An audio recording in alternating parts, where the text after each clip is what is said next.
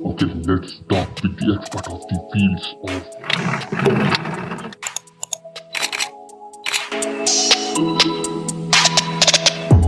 अस्सलाम वालेकुम, welcome to R S podcast. मेरा नाम है रज़ा सूर्या। आज के जो हमारे गेस्ट हैं वो एक बहुत अच्छे हिस्टोरियन और रिसर्चर हैं और वो पब्लिक स्पीकिंग भी करते हैं। और लोग उन्हें ए इब्न पाकिस्तान के नाम से जानते हैं। मेरी मुराद है फराज रज़ा से। वेलकम टू द शो फर। Thank you Raza. कैसे हैं सर आप? कैसी अल्लाह मसरूफियात का है आपकी? शुक्र, अल्लाह का शुक्र, अल्हम्दुलिल्लाह। गाइस, आज फराज भाई को बुलाने का जो हमारा मकसद है वो उनकी एक अपनी एक्सपर्टीज़ है जो कि रिसर्चिंग करना है, हिस्टोरियन है और रिसर्चिंग अपनी एक रखते हैं अच्छी खासी। तो इस पे हमने आज इनको बुलाया है जो कि पाकिस्तान की हिस्ट्री के हवाले से सवालात करने के लिए। तो उम्मीद करता हूँ आप शुरू से लेकर एंड तक वीडियो को देखेंगे, क्योंकि आज की जो हमारा जो वीडियो होगी उस पे हम बहुत सारे टॉपिक्स को उस पे करेंगे, पॉइंट आउट करेंगे। इसमें बहुत सारे ऐसे भी हो सकते हैं जो कंट्रोवर्शियल हो। और ये जो पूरी वीडियो होगी ये इनका अपना पॉइंट ऑफ व्यू होगा और इन बेस्ड ऑन रिसर्च। तो आज हम इनसे सारी बात करेंगे जो हिस्ट्री से रिलेटेड होगी, जो हम ज़्यादातर हम अपने किताबों में नहीं पढ़ते। जैसे स्कूल्स वगैरह में हमें ये नई चीज़ पढ़ाई जाती, बताई नहीं जाती। अमूमन ये चीज़ें बहस वगैरह हमें कहीं पब्लिक स्पीकिंग वगैरह क्लासेस में भी नहीं दी जाती। वो हम सारी चीज़ें इनसे हम आज निकलवाएंगे हम, क्योंकि ये एक अच्छी रिसर्च रखते हैं। तो फराज भाई, पहले तो मैं आपसे सवाल करना चाहूँगा कि पाकिस्तान क्या है? पहले तो आपका बहुत शुक्रिया रज़ा भाई कि आपने एक अहम मौजू के ऊपर मुझे से बंदे को बुलाया। और यकीनन यूथ को ये जानना चाहिए कि पाकिस्तान क्या है, पाकिस्तान क्यों है, पाकिस्तान किस लिए है। तो आपने पहला ही सवाल वो कर दिया है जो बहुत ही ज़्यादा डिस्कशन वाला सवाल है। लेकिन पाकिस्तान एक नज़रिया है, पाकिस्तान एक ज़रूरत है, पाकिस्तान एक उम्मीद है, पाकिस्तान एक दिलासा है। आज से 75 साल पहले जब हम ग़ुलामी में मुब्तला थे, उन लोगों के लिए पाकिस्तान सब कुछ है। और आज 75 साल बाद जिन लोगों को मुल्क मिल चुका है, उनके लिए पाकिस्तान बिल्कुल मुख्तलिफ है। तो पाकिस्तान को नौजवान, पाकिस्तान को पाकिस्तान में बसने वाले लोग एक मुल्क की तरह लेते हैं। लेकिन हमने अपने अकाबरीन की जो जद्दोजहद है पाकिस्तान को लेकर, आज़ादी को लेकर, जो नज़रिया था पाकिस्तान को लेकर, पाकिस्तान को बनाने के लिए, जब हम उसमें डीप डाइव करते हैं, उसको जाके देखते हैं, उसको पढ़ते हैं, समझने की कोशिश करते हैं, तो हमें पाकिस्तान एक मिशन नज़र आता है, हमें अच्छा। पाकिस्तान एक नज़रिया नज़र आता है। ये सिर्फ एक रहने की जगह नहीं है। अगर पाकिस्तान फ़कत रहने की ही जगह थी तो हम तो हिंदुस्तान में भी रहते थे। हम्म। अगर पाकिस्तान बनाने का कुल मकसद ही ये था कि हमें रहने के लिए अलग जगह चाहिए, तो हम हिंदुस्तान में रहते थे। सही। लेकिन मकसद ये नहीं था, मकसद कुछ और था। तो पाकिस्तान क्या है, इसको समझने के लिए हमें उस मकसद को समझना पड़ेगा जिस मकसद के लिए पाकिस्तान वजूद में आया था। अच्छा फराज भाई, आपने नज़रिए की बात करी। पाकिस्तान में बनाने के लिए एक नज़रिया है, पाकिस्तान बना था एक नज़रिए के लिए। तो वो नज़रिया आपके नज़दीक वो नज़रिया क्या है? वो नज़रिया जैसे कि वो है जो हम क्या पढ़ते हैं स्कूल में, दो कौमी नज़रिया। और उस दो कौमी नज़रिए में मतलब अगर बच्चा पढ़ के निकला भी है तो इसके बाद इसको कुछ इतना पता नहीं है कि एक्चुअल क्या है, इसका मकसद क्या था। तो आपके ख्याल से वो मकसद क्या था? देखिए रज़ा भाई, दुनिया में जितने भी मुल्क आज़ाद हुए हैं, कितने सारे इंडिपेंडेंस डे आते बिल्कुल। हैं। इन सारे इंडिपेंडेंस डे में 14 अगस्त भी है। हम्म। दुनिया में जितने भी मुल्क आज़ाद हुए हैं वो कोई ज़बान की बुनियाद पर आज़ाद हुआ है, कोई रंग और नस्ल की बुनियाद पर आज़ाद हुआ है। सही। सही, किसी का कोई इकोनॉमिकल इशू था उस पर आज़ाद हुआ है, कोई अपनी सकाफत को लेकर आज़ाद हुआ है। लेकिन दुनिया के नक्शे पर सिर्फ 2 रियासतें ऐसी कायम हुई हैं जो किसी नज़रिए की बुनियाद पर बनी हैं। अच्छा। अगर बात करें पहली रियासत की जो नज़रिए की बुनियाद पे बनी, जब नबी करीम सल्लल्लाहु अलैहि वसल्लम ने मक्के से हिजरत करी मदीने की जानिब और मदीने में रियासत मदीना की बुनियाद रखी, तो वो बुनियाद जिन उसूलों पे थी, जो क्या था, ला इलाहा इल्लल्लाह की बुनियाद पर जो रियासत बनाई गई, तो पाकिस्तान को ये एज़ाज़ हासिल है कि पाकिस्तान ना तो ज़बान की बुनियाद पे बना, पाकिस्तान ना तो रंग और नस्ल की बुनियाद पे बना, ना किसी की ज़ात की बुनियाद पे बना, ना पाकिस्तान किसी की बराबरी के लिए बना। पाकिस्तान बना फ़कत एक नज़रिए के तहत, और वो नज़रिया क्या था? वो नज़रिया था ला इलाहा इल्लल्लाह। सही। पाकिस्तान की बुनियाद ही ये कलमा है। सही। पाकिस्तान बनाने की ज़रूरत ही इसीलिए पेश आई कि हमें ला इलाहा इल्लल्लाह का अमली तौर पे इम्प्लीमेंट करना है सोसाइटी के अंदर।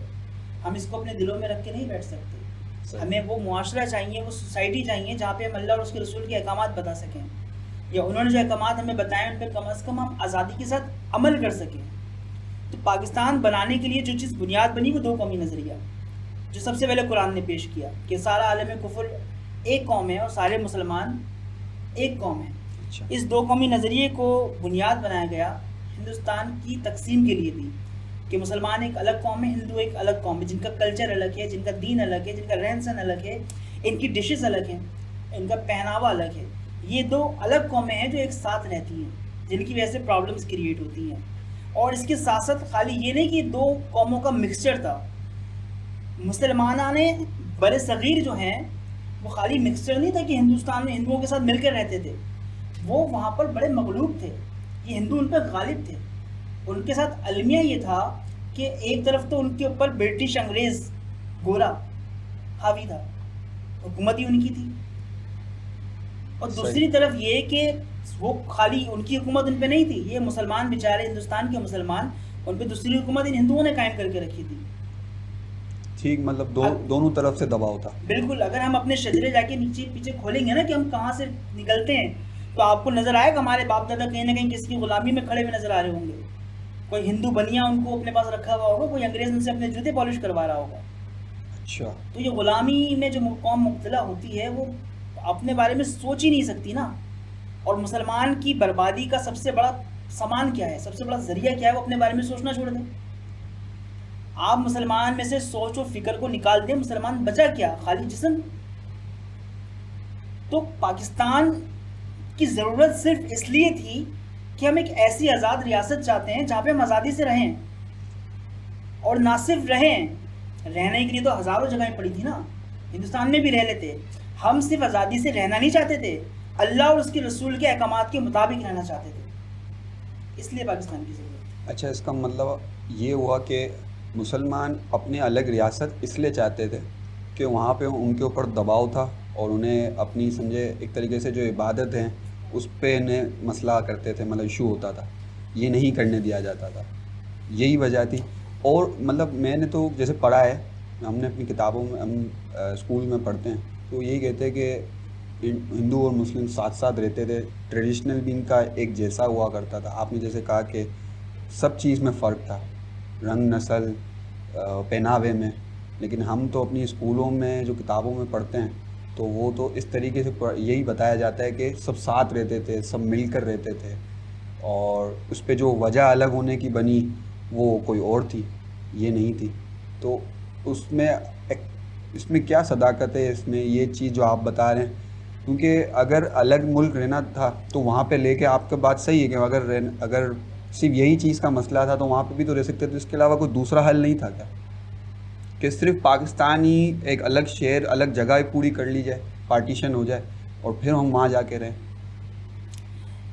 देखिए रज़ा भाई, हमारी किताबों में हमें जो पढ़ाया जाता है ना वो सब कचरा है।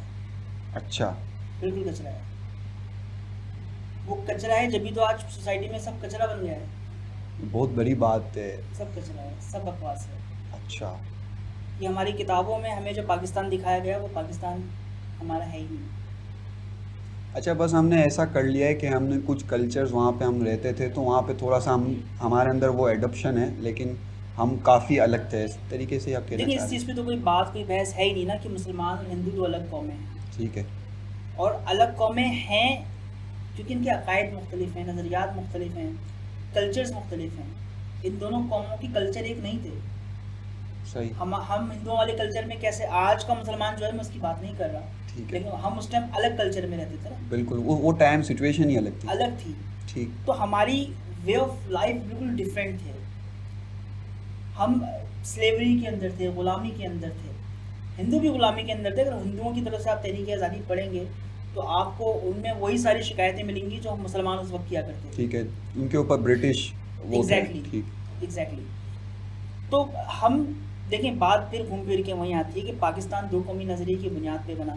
पाकिस्तान ला इलाहा इल्लल्लाह की बुनियाद पे बना, ठीक है। कि कलमे की बुनियाद पे बना। हमने जब कायद-ए-आज़म से किसी ने पूछा था कि पाकिस्तान का आइन दस्तूर क्या होगा, तो कायद-ए-आज़म ने कुरान पाक हाथ में लेके बताया था ये पाकिस्तान का आइन है। ठीक। पाकिस्तान के अंदर जो कानून बनेगा वो इसके तहत बनेगा, पाकिस्तान के अंदर जो आइन होगा वो कुरान है। तो हमें एक तजुर्बागाह चाहिए थी, एक ऐसी ज़मीन चाहिए थी जहाँ पे हम इस्लाम को इम्प्लीमेंट करके दिखाएं ना। खुल के जी सके। बिल्कुल, हम दिखाना चाहते थे ना, हम एक ऐसी तजुर्बागाह चाहते थे जहाँ पे हम इस्लाम का अमली तौर पे इम्प्लीमेंट करके दिखाएं। भाई इस्लाम किताबों में क्या है, मुसलमानों की वो सल्तनतें, बड़ी बड़ी सल्तनतें, मुसलमानों के बड़े बड़े सिपा सालार, खालिद बिन वलीद, हज़रत उमर, हज़रत अबू उबैदा, इन सब की तारीखें हमने सुनी है ना। हमने देखा है सल्तनत उस्मानिया का क़याम भी, हमने सल्तनत उस्मानिया का ज़वाल भी देखा है।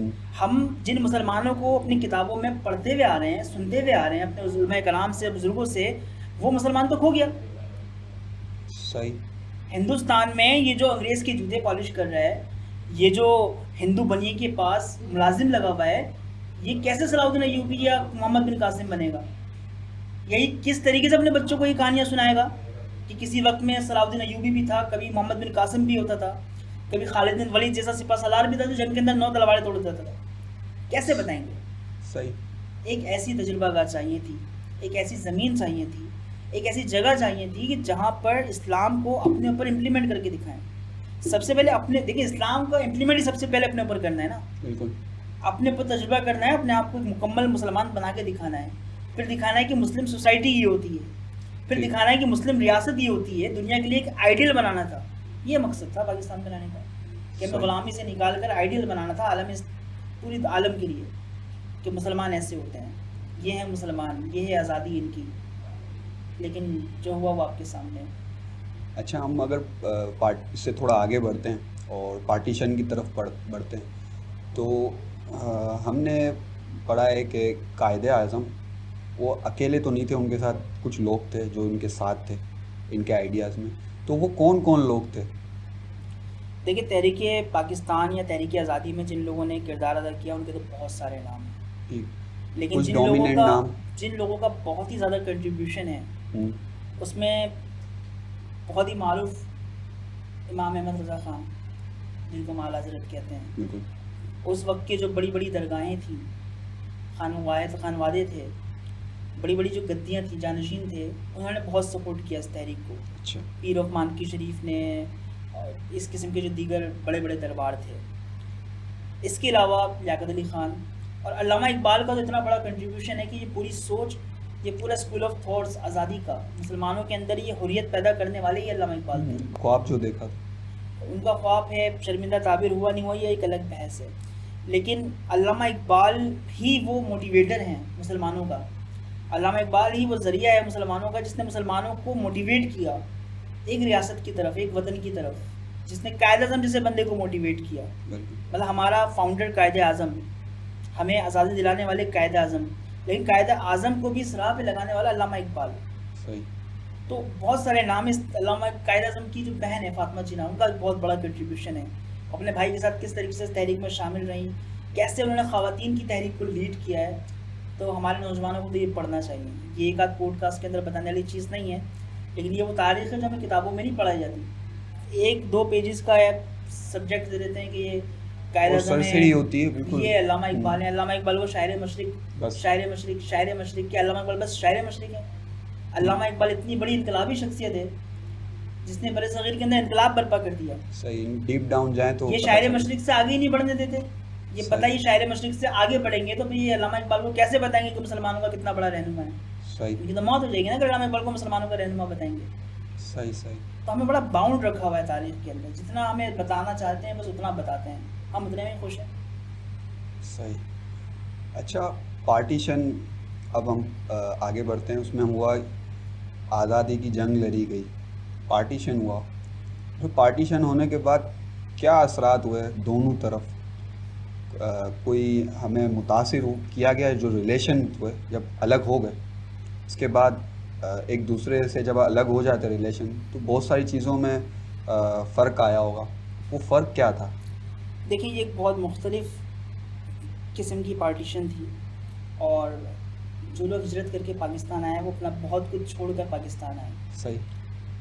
मतलब ये खाली दो कौमों की सेपरेशन नहीं थी, दो इलाकों की, दो मुल्कों की सेपरेशन नहीं थी, ये बाकायदा ख़ानदानों की सेपरेशन थी। सही। कुछ ख़ानदान टुकड़े हुए, आधा हिस्सा यहाँ आ गया, आधा हिस्सा हिंदुस्तान रह गया। तो ये एक बड़ी जज्बाती, बड़ी ही इमोशनल हिजरत थी जिन लोगों ने हिंदुस्तान से पाकिस्तान की जानिब हिजरत करी। इसका इम्पैक्ट क्या था दोनों तरफ? देखिए, मुसलमाना ने पाकिस्तान, जो पाकिस्तान हिजरत करके आए, वो तो इस बात पे बेहद खुश थे, सजदा शुक्र अदा कर रहे थे कि हमें एक अलग वतन मिल गया, अब हम आज़ाद हैं। आज़ादी एक बहुत बड़ी नेमत है।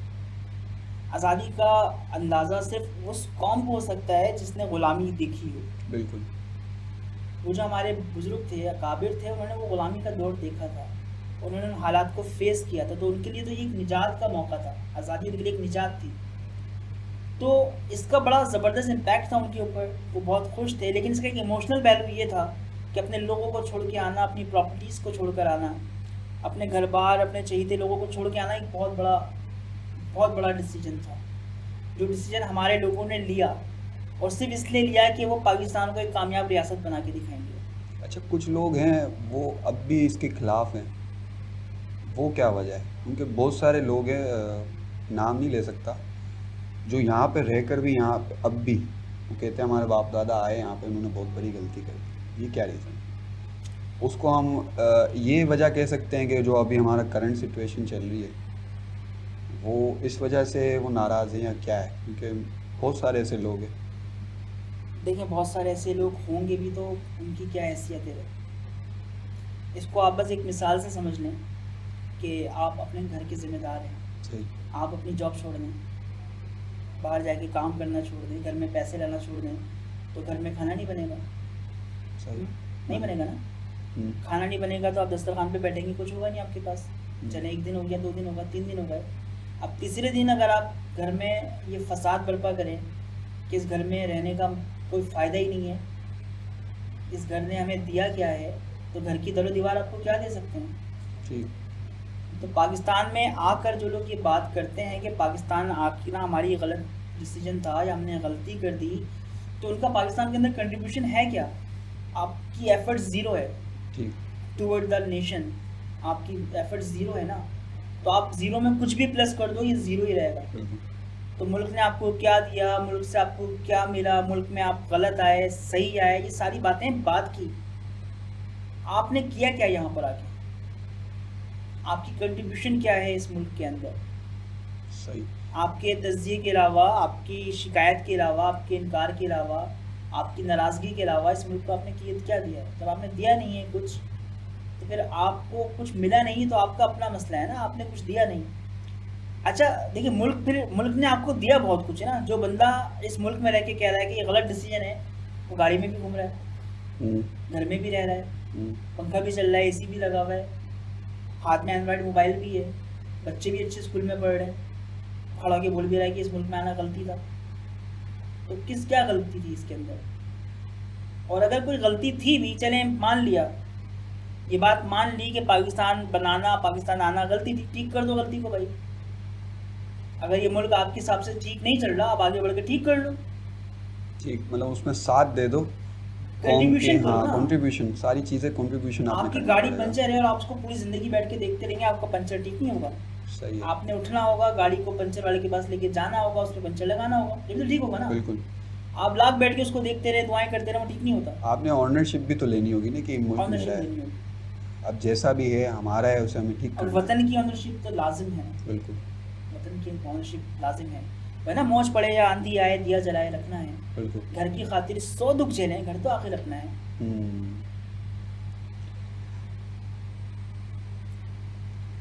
अच्छा फराज भाई, मैं कभी थोड़े दिनों पहले मैंने एक जगह पढ़ा, उस जब वो चीज़ मैंने पढ़ी तो मैं बड़ा कंफ्यूज हो गया। जैसे कि आपने बताया कि हमारा स्कूल का जो सिलेबस है बिल्कुल कचरा है, इसकी कोई हैसियत नहीं है। तो अब मुझे जब वो चीज़ मैंने पढ़ी तो मुझे एक अलग पॉइंट ऑफ व्यू नज़र आया। जैसे कि हम देखते हैं कि तहरीक पाकिस्तान में जब करारदाद मंजूर हुई थी, तो उसमें जब कायदे आज़म के साथ जो लोग थे, उसमें 4 डोमिनेंट शख्सियत दिखती है, जिसमें हम जो 75 रुपए की नोट पे देखते हैं, उसमें एक फातिमा जिन्ना, अल्लामा इकबाल, कायदे आज़म, और एक चौथी शख्सियत है, वो है सर सैयद अहमद ख़ान। हमने स्कूलों में इनका पढ़ा था कि इनका एक बहुत बड़ा हाथ था और बाकायदा पॉलिटिकली उसको लेके चल रहे थे, लेकिन इन दी अदर साइड मैंने ये चीज़ भी सुनी कि वो इस खिलाफ भी थे इसके। तो आप इसके बारे में अपनी इंसाइट क्या रखते हैं कि ये क्या था? देखिए, इसके बारे में जो तासुरात मैं रखता हूँ ना, और जो हकीकत है, अगर वो मैं अभी सामने रख दूँ तो लोगों की 75 का नोट ही फाड़ दें। बिल्कुल, मुझे बड़ा ये झटका लगा ये जब मैंने पढ़ा ये चीज़। लोग कभी जिस लगन से, जिस मोहब्बत से ये 75 का नोट जमा कर रहे हैं ना, उन नोटों को जमा कर कर उसमें से इसकी तस्वीर काटें और आग लगा दें। बाकी तो मोहतरम लोग हैं, लेकिन ये एक जो है ना, बेसिकली देखें हमारा मसला क्या है ना, हमें लोग अच्छे या बुरे क्यों लगते हैं, हमारा पैमाना क्या है किसी को अच्छा या बुरा कहने का। हो सकता है किसी की बहुत बड़ी कंट्रीब्यूशन हो सकता है तहरीक आज़ादी में किसी का बहुत बड़ा रोल हो, लेकिन जब आप अपने आप को इस्लाम के सामने खड़ा कर देंगे ना लाके, तो आप कितने भी बड़े हीरो हमारे सामने आप ज़ीरो हो जाओगे। हमारा पैमाना इस्लाम है, ठीक, हमारा पैमाना नबी करीम सल्लल्लाहु अलैहि वसल्लम की ज़ात है। तो सर सैयद अहमद ख़ान को लेकर ये कोई ढकी छुपी बातें नहीं कि उनके नज़रियात क्या थे, वो किस फ़िरके को फॉलो करते थे या किस फ़िरके के बानी बन गए थे वो बाकायदा, वो ख़त्म नबूवत का किस तरीके से इनकार किया करते थे। उन्होंने दुनिया के हर मज़हब का इनकार किया। मतलब फ़िरके से मुराद आप क्या कहना चाह रहे हैं कि नाइजीरिया फ़िरका था जिसको वो फॉलो करते थे ना। अच्छा, तो वो ये कहते थे कि दुनिया के तमाम मज़ाहिब को जमा करके ख़त्म कर दिया जाए। वो सिर्फ अल्लाह तक कहते थे, अल्लाह है, there is a God, but सारा मसला है ये नीचे जो ये शरीयतें हैं, अच्छा, इनका मसला है, ये फसाद बर्पा करती हैं। अच्छा, तो इस किस्म की जो सोच है वो तो कभी भी अप्रिशिएट नहीं की जा सकती है, ख़ास तौर पे जब एक बंदा पब्लिक फिगर हो, आप उससे किताबों के अंदर हीरो बता रहे हो। तो ये आपको क्या लगता है उसके पीछे क्या रीज़न है ये?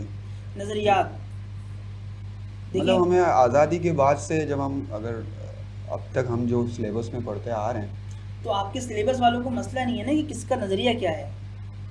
आपका जो सिलेबस, जो आपका कोर्स डिज़ाइन कर रहे हैं, जो लोग कोर्स को बैठे हुए डिज़ाइन कर रहे हैं, उनके लिए सर सैयद अहमद ख़ान क्या था ये मसला ही नहीं है। सर सैयद अहमद ख़ान के अकीदे क्या थे ये उनका मसला ही नहीं है। अच्छा, क्योंकि इस्लाम उनके लिए कुछ है ही नहीं। अच्छा, ये आप ये कह रहे हैं कि इन्होंने कंट्रीब्यूट तो किया लेकिन वो इस्लाम मुखालिफ थे। उनकी पूरी ज़ात इस्लाम मुखालिफ थी, इसमें कोई दो राय नहीं है, सही, कोई दो राय नहीं है। सही, बल्कि बहुत बड़ा जुल्म है कि 75 सालों के बाद जब पाकिस्तान में 75 रुपए का नोट आया, उस नोट के ऊपर इनकी तस्वीर है, ये जुल्म है इस पाकिस्तानी पे तरीके किसी से। ने मतलब कोई आवाज़ नहीं उठाई, क्योंकि ये चीज़ भी जब मैंने कहीं से पढ़ी तो पता तो सबको है, तो इसके खिलाफ कोई पाकिस्तान में आवाज़ क्यों कौन नहीं उठा किसके रहा? लिए आवाज़ उठाता है? पाकिस्तान में सिर्फ एक जगह पे आवाज़ उठाई जाती है, अगर आप कहीं पे जा रहे हो, सामने कोई गाड़ी वाला गाड़ी रोक के खड़ा हो जाए, तो आप गाड़ी से बाहर अपना मुंह निकाल के आवाज़ निकालोगे कि वो भाई गाड़ी साइड में लगा। हम लोग सिर्फ यहाँ आवाज़ें निकालते हैं। सही, बाकी अगर आप समझते हो कि दीन के लिए आवाज़ निकालेंगे, वतन के लिए आवाज़ निकालेंगे, अपने हुकूक के लिए आवाज़ निकालेंगे, हम वो कौम नहीं। बनना हमें वही कौम था, मकसद हमारा वही था, बुजुर्गों ने ख्वाब यही देखा था। ख्वाब वही था, ताबीर भी वही थी, तामीर ही नहीं की हमने, काम ही नहीं किया इस पे। हमारा सिलेबस हमें एक मुर्दा कौम बना रहा है। बिल्कुल, अभी तक वही सिलेबस चल रहा है। हाँ बिल्कुल, हमारे साथ यही मसला है। देखिए ना, हमारे साथ हो क्या रहा है ना, हमें इंग्लिश बहुत अच्छी बोलनी आती है, हमें नमाज अच्छी पढ़ना नहीं आती। बिल्कुल, हम समझ रहे? सही, हमें आज बड़ी बड़ी थ्योरीज पता है। आप नौजवानों को बिठाओ, उनको बोलो ब्लैक होल, वो बताएंगे क्या होता है ब्लैक होल। आप बोलो टाइम ट्रेवल, वो टाइम ट्रेवल पे आपसे बात करेगा। आज का नौजवान करेगा ना? सही, आज का नौजवान बड़ा साइंस फिक्शन है, हाँ, मूवी लवर है, क्वांटम फिजिक्स पे बात क्वांटम करेंगे। फिजिक्स पे बात करेगा ना, सब चीज़ें करेगा। आप उससे दीन की बात करो, उसे कुछ पता ही नहीं है। अरे भाई, जब नर्सरी के बाद से लेकर आपकी जो प्राइमरी क्लासेस हैं, वहाँ से लेकर वो मास्टर तक इस्लामियत पढ़ता हुआ आ रहा है, तो उसको दीन का क्यों नहीं पता? सही, मेरे ख्याल से 8वीं 9वीं के बाद तो इस्लामियत भी हटा देते हैं सब्जेक्ट से। आई डोंट नो हटाते हैं या नहीं हटाते हैं, लेकिन पढ़ाते हैं। मैंने 8वीं में भी पढ़ी, मैंने 9वीं में भी पढ़ी, मैंने मैट्रिक के बाद भी पढ़ी। मुझे एक बात बताएं, आपका वो बच्चा जो आप अपने बच्चे को रोज़ाना स्कूल छोड़कर आते हैं, किस उम्मीद पे छोड़ के आते हैं? मेरा बच्चा इस इदारे में जाएगा और वहाँ पे कुछ सीखेगा। कुछ सीखेगा। हम्म, अच्छा, सीखेगा क्यों? वालिदैन की सोच क्या है? मैं आपको बताऊँ कि सोसाइटी तबाह कैसे होती है। आज की जो वालिदैन है ना, मैं आपको 90% की बात बता रहा हूँ, हो सकता है 10% मुख्तलिफ है। 90% वालिदैन की सोच ये होती है कि मेरा बच्चा स्कूल जाएगा, पढ़ेगा, लिखेगा, फिर कल को इसकी एक अच्छी जॉब लग जाएगी, फिर कल को ये मेरा सहारा बन जाएगा। ये है वालिदैन का बिल्कुल वन वे थॉट्स ठीक है। कि अब मैंने अपने बच्चों को अच्छी तालीम दिलानी है, ये कल को जाके अच्छी जॉब करेगा, शादी करेगा, सेटल होगा, मुझे भी सपोर्ट करेगा। लेकिन हो क्या रहा है? वही बच्चा जिसको आप स्कूल छोड़ के आते हो, जब वो इस काबिल होता है कि वो कुछ अपने माँ बाप के साथ करे, वो करता ही नहीं है। वो पहचानता ही नहीं अपने माँ बाप को। हम्म, उसको ये पता ही नहीं है माँ का हुकूक क्या है, बाप की हुकूक क्या है। हाँ, वो नॉलेज ही नहीं है। आपकी सोसाइटी तबाह, सोसाइटी ऐसे तबाह होती है ना। देखिए, माँ बाप बच्चे पे इन्वेस्टमेंट इसलिए कर रहे हैं कि बड़ा होके हमारा ख्याल करेगा, बड़ा होके बच्चा पहचान ही नहीं रहा माँ बाप को। उनको उसको उसके हुकूक ही नहीं पता। क्यों नहीं पता? क्योंकि वो जो आपका तालीमी निज़ाम है वो उसको बता ही नहीं रहा ना। तालीमी निज़ाम उसको उतना ही बता रहा है जितना वो सुन रहा है। तालीमी निज़ाम उसको इस तरीके से तैयार ही नहीं कर रहा है ना। देखिए, हमारा टीचर जो बच्चों को पढ़ा रहा है वो किस तरीके से पढ़ा रहा है? वो पढ़ा रहा है इसलिए कि मैंने पूरे महीने इस बच्चे को पढ़ाना है, मुझे इसकी सैलरी मिलेगी। वो कारोबार कर रहा है। स्कूल्स, बड़े बड़े स्कूल्स हैं, बड़े बड़े इंस्टीट्यूशंस खड़े हुए हैं। ऐसे ऐसे स्कूल्स हैं जिनके बाहर मैं देखता हूँ गाड़ियों की कतारें लगी हुई हैं। इन स्कूल्स का सोसाइटी में क्या इम्पैक्ट है? मतलब हमने अपनी प्रायोरिटीज चेंज कर दी हैं। बिल्कुल कर दी है। स्कूल जो कि दर्सगाह होती थी उन्हें हमने बिजनेस बना दिया। बिजनेस बना दिया। अच्छा, फिर वो कर भी रहे ना, वो वहाँ से निकाल भी बिजनेस रहे हैं। वो बच्चा जो वहाँ से तैयार होकर निकल रहा है, हमारे तालीमी इदारे से तैयार होकर निकल रहा है, पहली चीज़ देखें ना, आज आपका यूथ जो है पाकिस्तान छोड़ के क्यों जा रही है? जब स्कूल के अंदर टीचर खड़ा होकर ये बोलेगा इस मुल्क में कुछ नहीं रखा, तुम ये करो, ये करो, ये करो, पढ़ने के लिए बाहर चले जाओ, वहीं जॉब करो, वहीं रहो, वहीं बसो, क्योंकि वो ही एक ज़हन दे रहा है, वहाँ से ही ज़हन मिल रहा है। ठीक है ना। ये स्कूल हमेशा से ऐसे नहीं थे ना। अल्लामा इकबाल भी तो किसी स्कूल, किसी मदरसे से निकल कर आया ना। क़याद आज़म भी किसी स्कूल से निकल कर आया ना। हमारे जो बड़े बड़े काबिल लीडर्स हैं वो भी तो कहीं ना कहीं से आए हैं ना। सोच बदल गई है।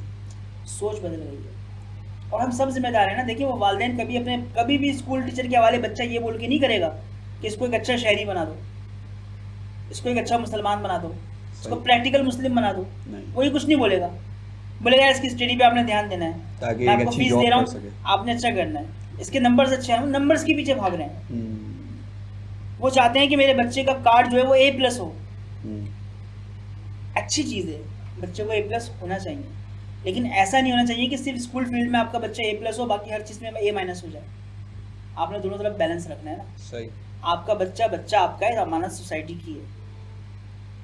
आपके बच्चे ने आपको सपोर्ट नहीं करना, खाली सोसाइटी को भी सर्व करना है, सोसाइटी को खड़ा करना है। सही। भाई, क़याद आज़म ने क्या कहा था? नौजवान कौन है? मुस्तकबिल के मेहमान हैं। ये थोड़ी कहा था अपने वालिदैनों के मेहमान हो तुम लोग। सही। उन्होंने कहा था ये यूथ जो है ये मुस्तकबिल की मेहमान है, ये पाकिस्तान को तामीर करेगी, बनाएगी। कैसे बनाएगी? अपना कंट्रीब्यूट करेगी, अपना सर्व करेगी। कहाँ है वो यूथ? कहाँ है यूथ? अब पाकिस्तान से सवाल है हमारा, पाकिस्तान हमें कुछ नहीं दे रहा, 10 मसले हैं, आप कहाँ हो? आप हो कहाँ? आप फेसबुक पर हो, आप सोशल मीडिया पर हो। हाँ, आपका पाकिस्तान से ताल्लुक़ कितना? बस इतना ताल्लुक़ है कि अगर इंडिया से पाकिस्तान मैच हार जाता है तो आप इमोशनल हो जाते हो। बस ये ताल्लुक़ है आपका पाकिस्तान का। ये 14 अगस्त को बैच लगा के आप झंडियाँ लगा के समझते हो कि आप पाकिस्तानी हो। सही। आपने अपना रोल तो अदा किया ही नहीं ना। मकसद बदल गए। मकसद बदल गए। वतन की मोहब्बत जो है वो ईमान का हिस्सा है, ईमान से खारिज नहीं है। सही। इसका मतलब ये है कि वतन से मोहब्बत करने के लिए आपको इस्लाम भी समझना पड़ेगा, क्योंकि वही आपको सारी चीज़ें करवा है। देखिए, इस्लाम तो हमारा दुनिया में आने का सिलेबस है। बिल्कुल, रहने का दुनिया में आए हमें रहना है। कैसे, वो इस्लाम है। सही। वतन हो ना हो, हम हो ना हो, इस्लाम होना है। मतलब वतन से पहले इस्लाम, वतन से ऊपर इस्लाम। सही। वतन इस्लाम से, इस्लाम वतन से नहीं है। सही। अच्छा फराज भाई, आपने यूथ के हवाले से आप बड़ा दर्द रखते हैं और आप, मैं अक्सर देखता हूँ आप यूथ के लिए बड़ा काम करते हैं, तो आपका तो इंटरेक्शन बहुत सारा होता है। आप क्या देखते हैं अब जो मुस्तकबिल का जो यंग जनरेशन है, वो अब वो सोच बदली है या अब भी बहुत काम करना बाकी है? आप क्या समझते हैं? तो सब भाई, ये है दुखती जब आपने तबादी हमारी। देखिए मसला ये है कि 10 साल से हम जिन चीज़ों पे काम कर रहे थे ना, हम समझ रहे थे कि हम उन चीज़ों पे काम करके बड़ी कामयाबी की तरफ जा रहे हैं। तो 10 साल बाद हम जहाँ तक पहुँचे हैं, दुश्मन हमसे भी 50 साल आगे निकला हुआ है। अच्छा। हम ये समझ रहे थे कि हमने सोसाइटी के आसपास ब्रिज बनाना शुरू कर दिए हैं, बाउंड्रीज बनाना शुरू कर दिए हैं। हम नौजवानों को ट्रेन करने लग गए थे, हम नौजवानों में मोहब्बत हुब्बुल वतनी भरने लगे थे। हम नौजवानों को बताने लगे थे कि इस्लाम क्या है, नबी करीम सल्लल्लाहु अलैहि वसल्लम की सीरत क्या है। लेकिन सोसाइटी तो पहले से ज़्यादा तबाह है। अच्छा, मतलब इस पे भी वर्किंग चल रही है। हमें ऐसा लग लेकिन रहा था कि हम वर्किंग दोनों आज़ाद हो तरफ से गए। चलेगी ना। अच्छा। अगर प्लस वर्किंग करेगा तो माइनस भी वर्किंग करेगा। अगर आपको लग रहा है कि खाली आप दीन का काम करोगे, जो दीन मुखालिफ कुव्वतें हैं वो सोसाइटी में काम नहीं करेंगी, तो आप गलत हैं। हमसे ज़्यादा वो काम करते हैं, हमसे ज़्यादा वो एफर्ट्स करते हैं, हमसे ज़्यादा वो पैसा लगाते हैं, हमसे ज़्यादा लोग उनके पास हैं, हमारे पास है क्या? अच्छा, यही वजह है कि लोग अल्लामा मौलाना से थोड़ा सा बज़न हुए हैं, क्योंकि एक बज़ाहिर शक्ल ये दिखती है हमें कि जो मौलाना है ना, ये तो गरीब है। कभी आजकल के माँ बाप अपने बच्चों को ये कहते हैं भाई पढ़ ले, और क्योंकि वो देखते हैं खुद मस्जिद के इमाम की हालत, और यहाँ पे देखते हैं कि यार ये बच्चा ये सक्सेसफुल हो गया पढ़ा लिखा, और यहाँ पे कुछ नहीं है। लेकिन इसमें मेरी जो राय है ना, वो शायद कुछ लोगों को पसंद ना आए, लेकिन वो एक शेर है ना, देखे हैं ये दिन अपनी ही गफलत की बदौलत, सच है बुराई का अंजाम बुरा है। जिनको आप मौलवी कह रहे हो, ये उलमा है। और उलमा के बारे में एक हदीस है, वो क्या है कि उलमा किसके वारिस हैं? अम्बिया। अंबिया के वारिस हैं। इससे बड़ा कोई टाइटल हो सकता है? नहीं, इससे इससे बड़ा कोई टाइटल नहीं हो सकता। सबसे बड़ा टाइटल ये कि किसके वारिस हैं? अम्बिया। एक कोई जागीरदार वडेरा हो ना, उसको कोई वारिस इलाके में आ जाए, तो उसका क्या प्रोटोकॉल होता है? वो किसी को खातिर में लाता है? ये जो अंबिया के वारिस हैं, इन्होंने अपने आप को मजलूम तबका बना लिया ना। इनकी किस अमल से आपको लगता है ये अंबिया के वारिस हैं? फिर वही बात जो सवाल हम प्रोफेसर से कर रहे हैं, डॉक्टर से कर रहे हैं, टीचर से कर रहे हैं, वही सवाल हमारा उलमा से है। सोसाइटी में कंट्रीब्यूशन क्या है? मुल्ला को जो है हिंद में सजदे की इजाज़त, नादान ये समझता है इस्लाम है आज़ाद। अगर ये 5 वक्त की अजानें, 5 वक्त के सजदे ही अंबिया की विरासत है, ये तो ज़्यादती है। महराब व मिंबर का भी सोसाइटी में, बल्कि सारा रोल ही महराब व मिंबर का है ना। सही। महराब व मिंबर का भी सोसाइटी में कोई रोल नजर नहीं आता। हमारे उलमा कराम के साथ ज़्यादती ये हुई कि हमने उनको मस्जिद का मुलाजिम बना दिया ना, हमारी कम्युनिटियाँ उन पर हावी हो गई। सही। कमेटियाँ हावी हुई ना, वो सही बात करी। वो बात नहीं कर सकते जो चाहते हैं, बल्कि उन्होंने वो बात करनी है जो उनकी कमेटी इजाज़त देगी। पता नहीं कितने ऐसे उलमा कराम में मैं जानता हूँ कि कमेटियाँ अप्रूव करती हैं, स्पीच करनी, ये नहीं करनी। दूसरा ऐलान भी जो अपनी मर्जी से नहीं कर सकते ना। तो ये क्या है? ये भी मजलूम तबका है। सही। लेकिन देखिए मसला क्या है, मैं ऐसी बहुत सारी मसाजिद में खुद विटनेस हूँ कि जहाँ इमाम साहब ने कोई ढंग की बात करना शुरू करी, वो माइक बंद कर देते हैं कि भाई ये क्या बातें कर रहे हैं आप? भाई यही बातें करनी है ना। आप मस्जिद की नौकरी कमेटी के मुंह पे मारो यार, आप जाओ इंडस्ट्री में जाके जॉब करो। क्या मतलब दीन पढ़ने वाला इंडस्ट्री में जॉब नहीं कर सकता? सही। आप किसी भी इदारे में चले जाओ, आप आईटी में चले जाओ, आप स्पोर्ट्स में चले जाओ, आप इलेक्ट्रॉनिक्स में चले जाओ, मैकेनिकल में चले जाओ, आप छोड़ दो। ये मस्जिद वाले आपको बोलने नहीं दे रहे, गला तो घोट दिया अहले मदरसा ने तेरा, कहाँ से आए सदा ला इलाहा इल्लल्लाह। अगर ये आपको काम नहीं करने दे रहे दीन का, तो आप अपने आप को खुद कफील बनाओ ना।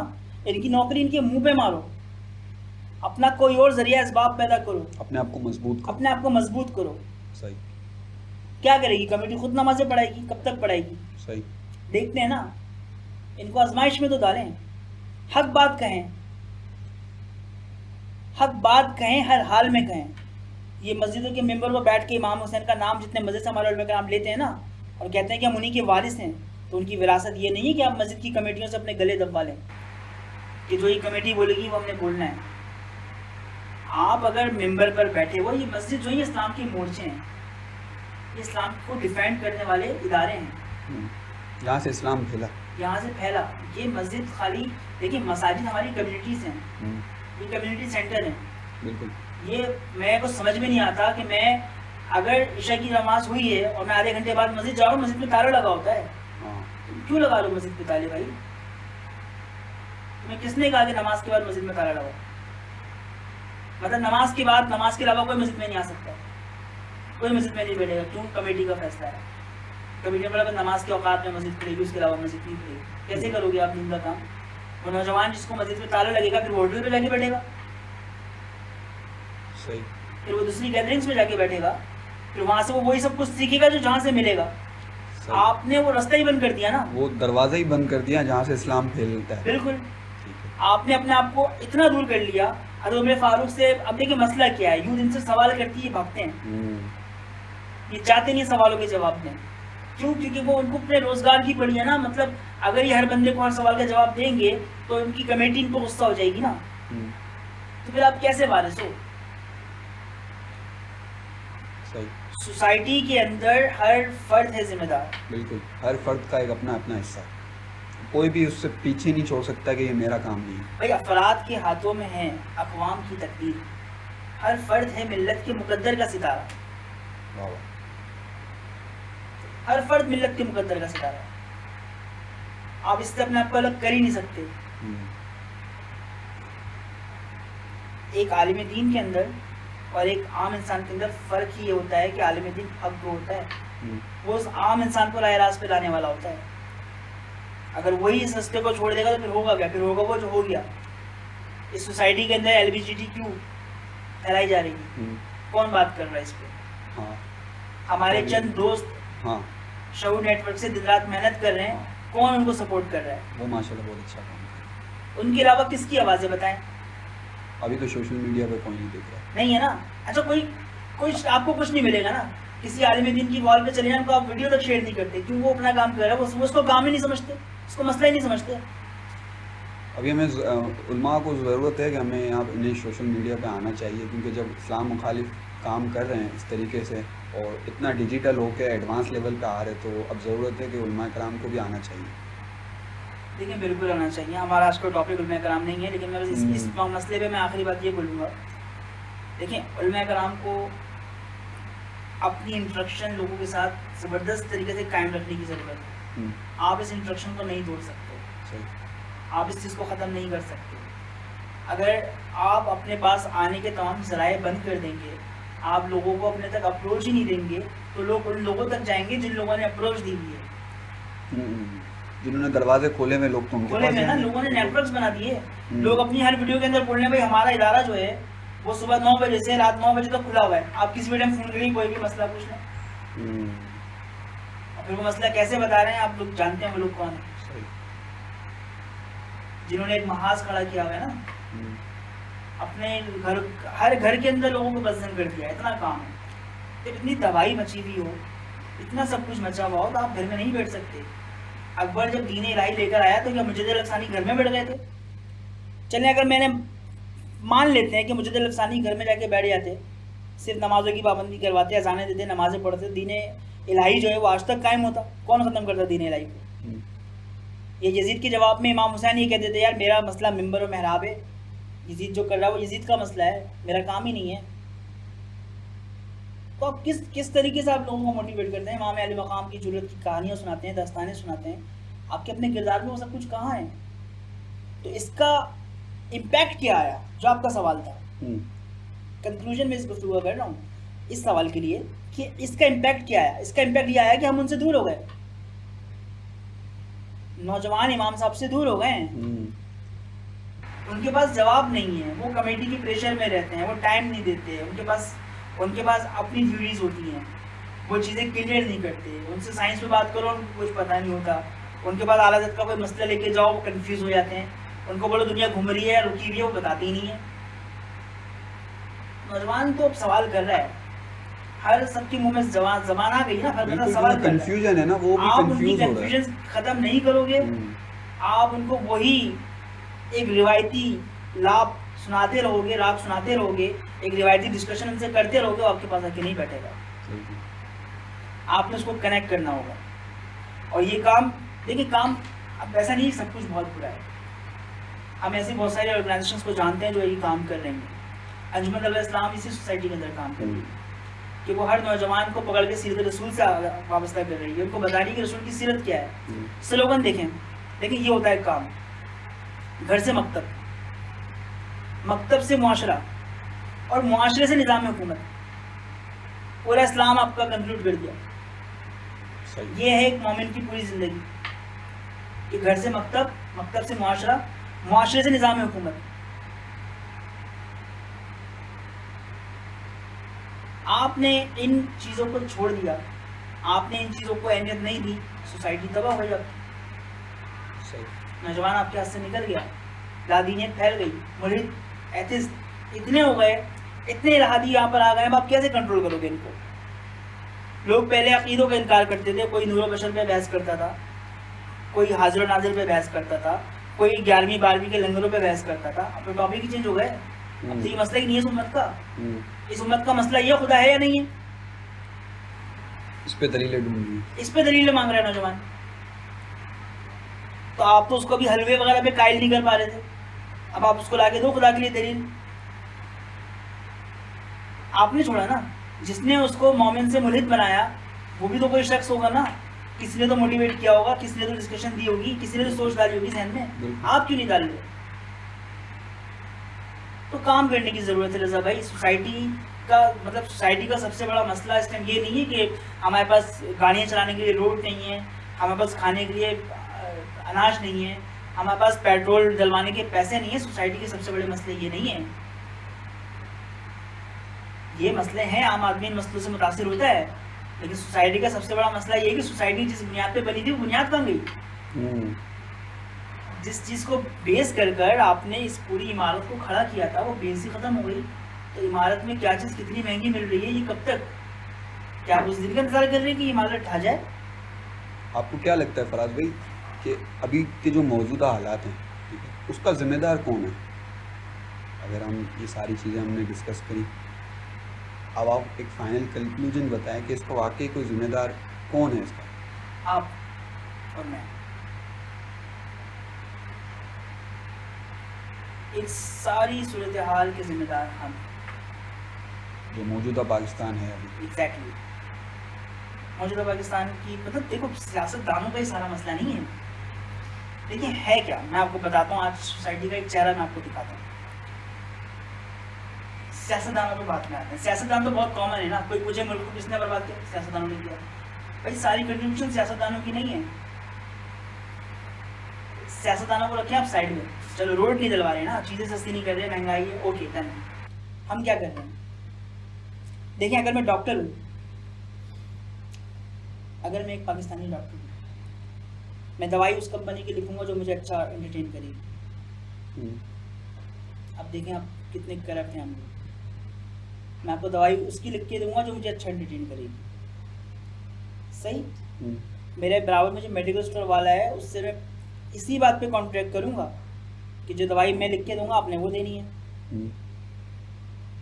अंडरस्टैंड? इसी तरीके से इंजीनियर आपकी इमारतें तामीर कर रहे हैं, बार बार आपके सामने केसेस आते हैं कि ये इमारत चटक गई, ये इमारत गिर गई, ये क्या मसला है? मतलब वो जो आपका बिल्डर है, वो जो आपका इंजीनियर है, वो जो आपका सिविल इंजीनियर है, उसको पता है कि अगर मैं ये चीज़ लगाऊंगा तो बहुत मजबूत चीज़ बनेगी, लेकिन अगर मैं इसमें आधा ये मिलाऊँ आधा वो मिलाऊँ, चीज़ जब भी बन जाएगी तो वो मिलावट कर रहा है ना। बना रहा है बिल्डिंग, बाद में बिल्डिंगें गिर रही हैं, 2 दिन बारिशों से बड़े बड़े स्ट्रक्चर गिर जाते हैं, कर रहा है ना करप्शन। आपका सब्जी वाला मंडी से जिस कीमत में माल खरीद के ला रहा है, क्या उस कीमत पे बेच रहा है मार्केट में? नहीं बेच रहा। आप अपने यहाँ से निकले और चले जाएं, पूरा कराची का चक्कर लगा लें, Bismillah milk shop, Kausiya milk shop, Rizvia milk shop, है ना, सुभान अल्लाह मिल्क शॉप, और खालिद दूध कौन दे रहा है? नाम और काम बहुत फर्क है। मतलब मिलावट करके दूध बेच रहे हो ना, और शिकायत करो हुक्मरान करप्ट है। तो जैसी अवाम है वैसा हुक्मरान है। हमने अपने आप को ठीक नहीं किया, हम अपने आप को ठीक करना नहीं चाहते और चाहते हैं कि हमारे ऊपर इन फिरौनों को उठाकर अल्लाह ताला किसी मूसा को मुसल्लत कर दे, तो नहीं करेगा। अल्लाह ताला उस कौम की हालत बदलता ही नहीं है जो अपनी हालत बदलने की कोशिश नहीं करती। हमारे को अपना ताल्लुक कायम करने की जरूरत है। देखिए ना, मैं आपको एक बात आपसे शेयर करता हूँ। एक नौजवान अपने घर से निकलता है, हाथ में उसके सीवी है, किसी भी इदारे के बाहर जाके खड़ा होता है, दिन भर खड़ा रहता है, सीवी उसके हाथ में, सीवी वहाँ पे पोस्ट करता है, देता है वहाँ पर, जॉब नहीं है, जॉब नहीं है, जॉब नहीं है। इतना स्ट्रेसफुल हो जाता है कि 2-3 दिन बाद फेसबुक पे आके इसी पाकिस्तान की बुराई कर रहा होता है। बिल्कुल, आजकल तो यही चल रहा है। ऐसा ही है ना। इवन चल रहा है पाकिस्तान से जिंदाबाद। कहता मैंने इतनी तालीम हासिल करी, मैंने क्यों करी। इवन बहुत से लोग अब खुश हो रहे हैं जो बाहर मुल्क में कह रहे हैं अभी मैंने बड़ा अच्छा फैसला करा, पाकिस्तान से चला गया, बड़े अच्छे टाइम पे हमने किया। यार देखिए, पाकिस्तान से जाकर अगर कोई इस्टेब्लिश हो भी रहा है ना तो इसमें कोई बुराई नहीं है। बुराई नहीं, हाँ ठीक है, लेकिन ये जो सोच है ना कि पाकिस्तान एक रहने की जगह है ही नहीं। बड़े खुश हो रहे हैं वो चीज़ सोच के कि आप मैंने बोलो बड़ा कि अच्छा यार ये पाकिस्तान छोड़ एक दिया नासूर है, इसके अंदर रहा नहीं जा सकता, ये गटर है, इस किस्म की बातें करके आप यहाँ से जाओ, तो ये बातें आप क्यों कर रहे हो। उन्हें ये आप नहीं ज्यादा पता कि करना। कभी प्रॉब्लम होगी तो ये तुम्हारी माँ है, लेकिन इतना वापसी ले। फिर बात घूम के वहीं पर आएगी आपका निज़ाम। आपका निज़ाम बंदे को वतन की मोहब्बत नहीं दे रहा ना। नहीं दे रहा। वो नौजवान जो जॉब की वजह से मुल्क छोड़ के जा रहा है, वो नौजवान जो रोज़ाना रोड के गड्ढों में इस मुल्क को गालियाँ देता है कि रोड के ऊपर गड्ढे होते हैं, हर गड्ढे पे जो उसकी गाड़ी लगती है उसके मुँह से निकलता है इस मुल्क का कुछ नहीं हो सकता, इस मुल्क में ये, इस मुल्क में वो, हम तो फंस गए यहाँ पर आकर।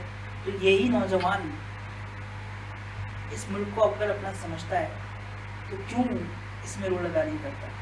क्या हुआ, क्या हुआ, डॉक्टर करप्ट है, मैं अच्छा डॉक्टर बन के दिखाऊंगा हाँ, क्योंकि यही मुझे चीज़। पाकिस्तान से मोहब्बत है। हाँ, नौजवानों को आगे आने की क्या हुआ, जरूरत है। इंजीनियर करप्शन कर रहे हैं, मैं करप्शन खत्म करूंगा, मैं एक ऐसा इंजीनियर बन के दिखाऊंगा जो करप्शन नहीं करेगा, जो बात करेगा उसी बात पे बिल्डिंग बनाएगा। सही। क्या हुआ, 2 नंबर मिल रहा है, मैं इस मुल्क से मोहब्बत करता हूँ, मैं मुसलमान हूँ, मैं 1 नंबर दूध बेच के दिखाऊंगा, मैं अपने इलाके में 1 नंबर दूध बिकवाऊंगा, मैं अपने आप को पेश करूंगा। क्या हुआ, रोड पे गड्ढे हैं, मैं इन गड्ढों को फिल करूंगा, मैं अपने साथ नौजवानों को जमा करूंगा, इन गड्ढों में लाके मट्टी डालूंगा, इन गड्ढों को मैं फिल करूंगा, मुल्क को गाली नहीं दूंगा क्योंकि ये मेरा मुल्क है, ये मेरा घर है। घर को कौन गाली देता है। बिल्कुल। घर के अंदर मेंटेनेंस का कोई काम आ जाए, घर को मेंटेन किया जाता है या घर को गालियां दी जाती हैं। नहीं, घर सबसे पहले आता है। भाई अभी छत पे सुराख हो जाए क्या करोगे, घर छोड़ के चले जाओगे। सबसे पहले उसे करेंगे, सब चीज़ें छोड़ने के बाद सब चीज़ें छोड़ेंगे, साइड रखेंगे, वो पहले घर को हम देखेंगे। पहले घर को देखेंगे ना। बिल्कुल। तो मुल्क क्या है, डिमांडें मुल्क से इतनी सारी हैं कि मुल्क ये भी दे हमें, मुल्क वो भी दे, और इसके बदले में मुल्क को आप क्या दे।